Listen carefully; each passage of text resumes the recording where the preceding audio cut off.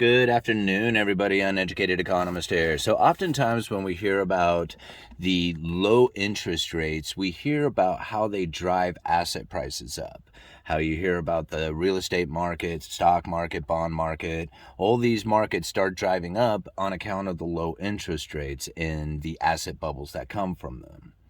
Now, one of the other things that comes from having a low interest rate, or at least an interest rate that's close to zero, is you begin to lose the return on capital investment. And this is really important to remember because what it does is it slows the economy way down.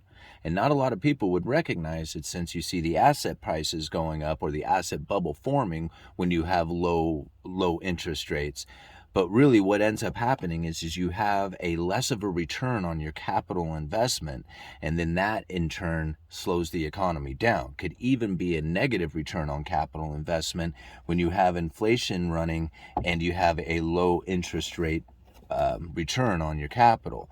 So when you imagine, say, make up some numbers like 2% return on your capital, but inflation's running 3%, you get a negative 1% return. And this is something that actually is a deflationary force. Now, of course, we don't really see this exact economic outcome. Generally, most people don't really think about how much purchasing power their money has lost. Really, when people are looking at how much they bought a house for and then 25 years later say they sold it for such amount, they say, I bought it for 100,000 and sold it for 800,000. Look how much I made, 750,000. But then they don't incorporate the loss of purchasing power from the time that they spent 100,000 till the time that they earned 850,000, or the 750,000, minus the 100,000 that they initially put in. So this loss of purchasing power that takes place over time really has an effect on how much interest rate that you have as far as a return on capital, and that impact that return on capital would have into the economy. Does that kind of make sense? So anyway, Dr. Lacey Hunt really talks a lot about this stuff, this return on capital investment. Of course, I haven't listened to him in a while, so I'm not exactly sure what he's been saying over here for the last, year or so. Now, one of the things that I hear a lot right now going on in the news is how that we have a resilient consumer, right, taking place. Well, I'm thinking, is it a resilient consumer, or are we finally able to get some sort of return on our capital?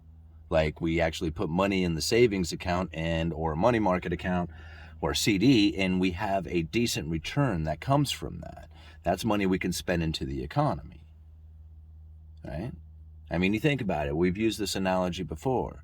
If you had put your money, say you had inherited $1 million back in the early 80s, well, you could have put your money towards the U.S. government, lent money towards the U.S. government by buying U.S. treasuries, say buy a 10-year treasury bond, and to get something like a 10 to 15% return.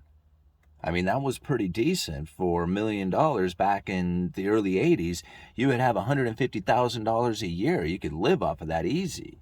I mean, that's money that you could buy houses and cars and go on vacation and spend into the economy like crazy, right? Well, now, even today, you're going to get something like a 4 or 5% return? I mean, don't get me wrong, for $1 million, a 4 or 5% return isn't bad, $40,000, $50,000. But really, that's not like earning $150,000 back in the early 80s was, right? I mean, $40,000, $50,000 comparatively isn't that much money,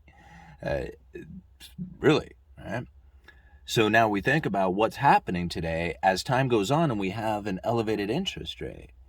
I mean, if it just jumped up there to 5% for one day and came back down, then it wouldn't really have, it would have an impact just for the simple fact that it happened, but it wouldn't have that lasting impact into the economy like maintaining a higher interest rate's going to.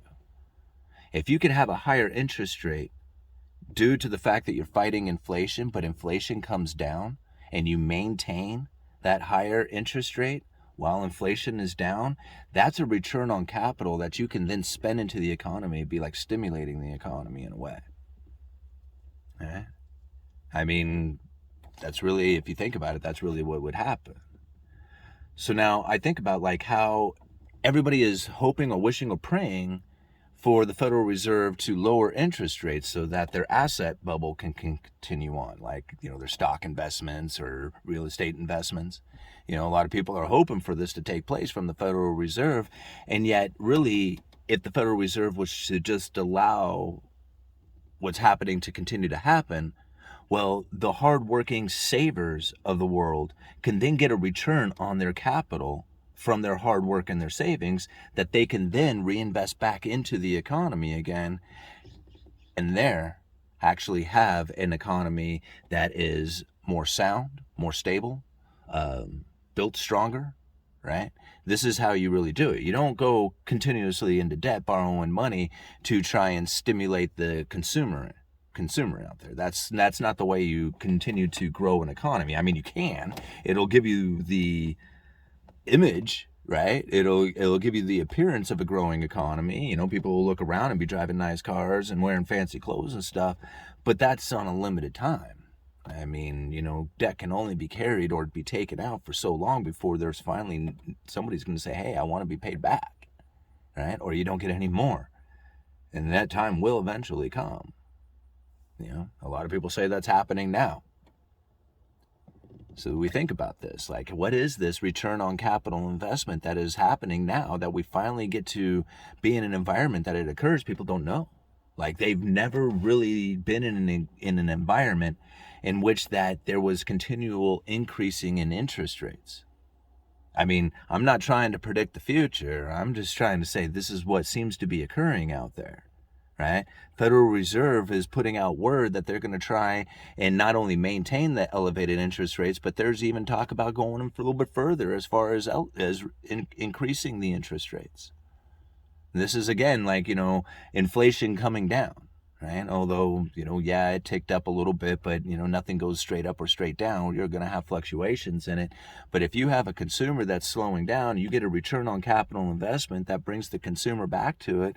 How much encouragement is there for the Federal Reserve to lower interest rates, especially if they can't fight their inflation or can't get their inflation fight to come down, or the fighting of inflation to come down? See, I don't think the Fed really is interested. This has always been my theory. I don't feel that the Federal Reserve is truly interested in bringing inflation down. I think that they want to keep an elevated inflation expectation out there so that they could keep their ammo. They keep their interest rate monetary policy tool in effect.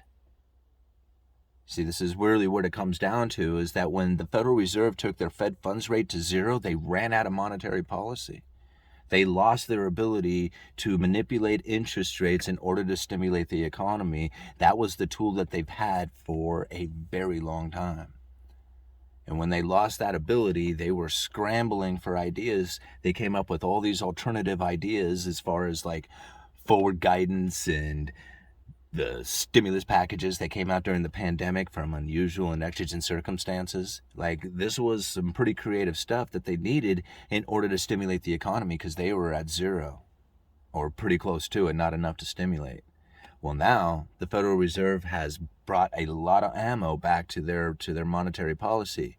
When you have an elevated interest rate of 5% on the Fed funds rate, now they have the ability to lower interest rates to zero again from the 5% elevated level. That is a nice jolt into the economy.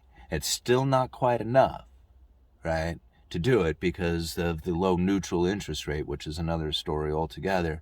But it is enough to give the markets, give the people out there the perception that there is a huge monetary stimulus coming when you lower interest rates that dramatically from 5% to zero. So the Federal Reserve has some ammo back. They have, and I don't think they intend on just giving it up, right? I mean, if they took it back down to zero, that would be giving up all their ammo. I don't think they intend on doing that. I think they plan on using their job owning and forward guidance and stuff like that. I mean, even just the idea of them putting out the word that they plan on raising interest rates or could possibly raise interest rates going into the future is a credible threat within its own to try and get the markets to behave in a way that starts to slow down, starts to bring the asset prices down, right? This is what they're looking for. And if they can't do it by just physically changing the Fed funds rate, then they'll do it by putting out the forward guidance, the job owning, the credible threat. saying, hey, we'll do it anyway. And if people believe it, then they will act and behave in a way that is as if the Fed had actually done it, right? And then if everything is cool at the time, then they say, well, maybe next time, right? And then they wouldn't have done anything, but yet the markets have already reacted in a way that they have done it, right? And they don't have to do it, right? They can just threaten it right now. They're like, oh, maybe not, we don't know, it seems like we should, right? And then they won't be liars if they don't do it, right? They have the whole interest rate by the cojones on that. All right, uneducated economists, you let me know.